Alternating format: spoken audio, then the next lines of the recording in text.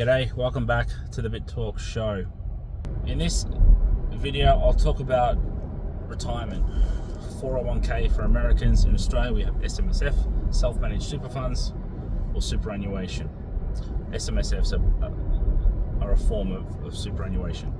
You're able to self-manage it. You're able to be your own boss of your own money. Now, there's fees that come with it.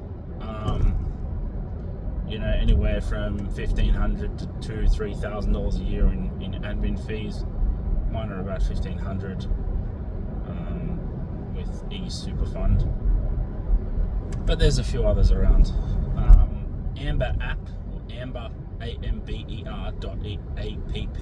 Amber App has just partnered with a company that helps you set up your SMSF.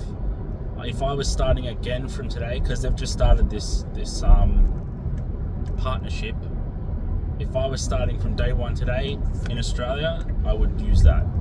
I don't know what their fees are, I haven't looked into it, but Amber App is Bitcoin only. Their back end is, I think, a company called B2C2 in Switzerland. I only know that because I've emailed them directly, and their team have gotten back to me about that, because I've been querying about going SMSF with them. But essentially, my pay goes into a bank account, a business bank account in my superannuation's name, and I use that to DCA Bitcoin. Initially, when I jumped in, I had a big lump sum go into a bank account, and I just made large DCA purchases, 2,000-3,000 at a time, until I got down to a smaller cash pile, and then I switched it over to a fortnightly DCA. That DCA goes through an exchange. It goes from the bank account, and it's simple. I don't have to look at it, and every 2 weeks I stack sats without touching a thing.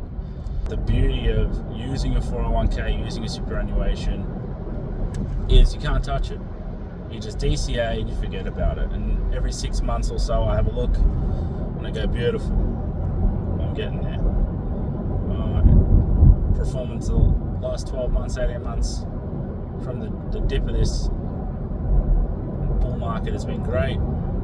And having that long-term perspective, I can say, hey, when we're at $1 million, I was stacking at 190, 80k.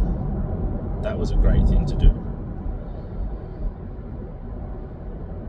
In America, I don't know if you, in 401ks, I don't know if you can take self-custody as such, in regards to your own wallets. But the other option is through the stock market system. IBIT, so BlackRock, Fidelity, there's about 10 or 12 ETFs, exchange traded funds, that allow you to get exposure to the Bitcoin price, because it reflects the Bitcoin price, and not have any custody risk, so as in you holding it. Because the biggest danger to Bitcoin is yourself. If you miss a letter or something in an address, it's going to go to space. You lose your seed. You forget how you set everything up. You might have put a passphrase on your wallet.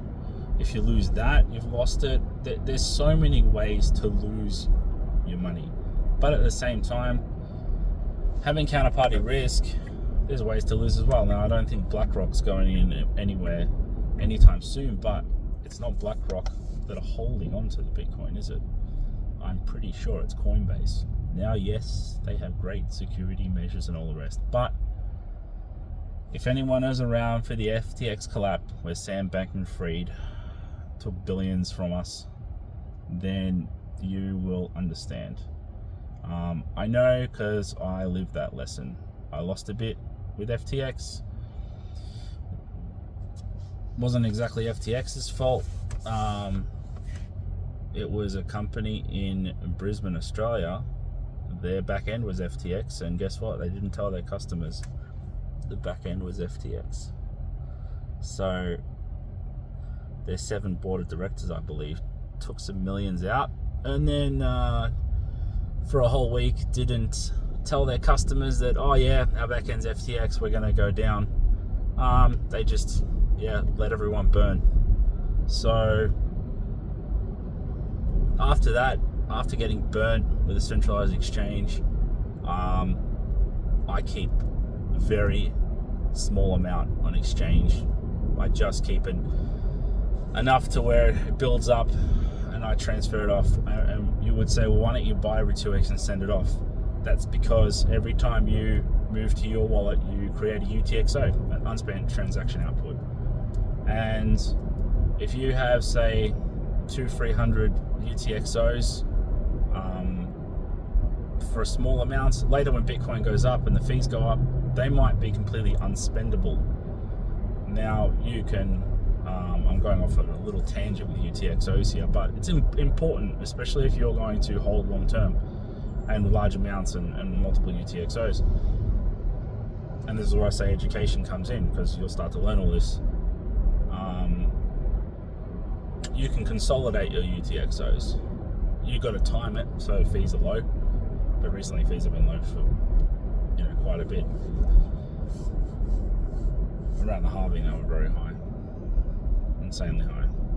Anyway, so UTXO management, you can consolidate them. You can move all, like, say 200 UTXOs into one when fees are low. But yeah, my point is, I just wait for a decent size UTXO, and then I move it, and then I might consolidate every year or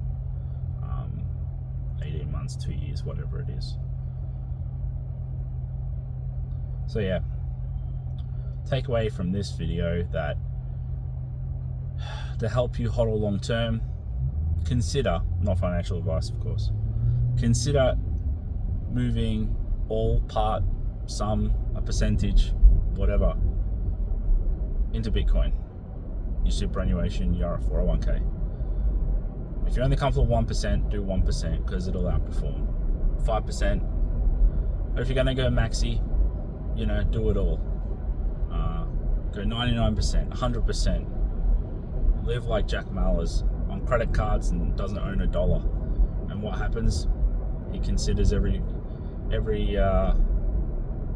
year he gets richer in that regard, because fiat is going down. The hard part about hodling, probably for most, is the volatility. But volatility is vitality, as Michael Saylor will say. That's another great person to watch. He'll change your mind. I'm telling you, he'll change your mind about a lot of stuff in a good way.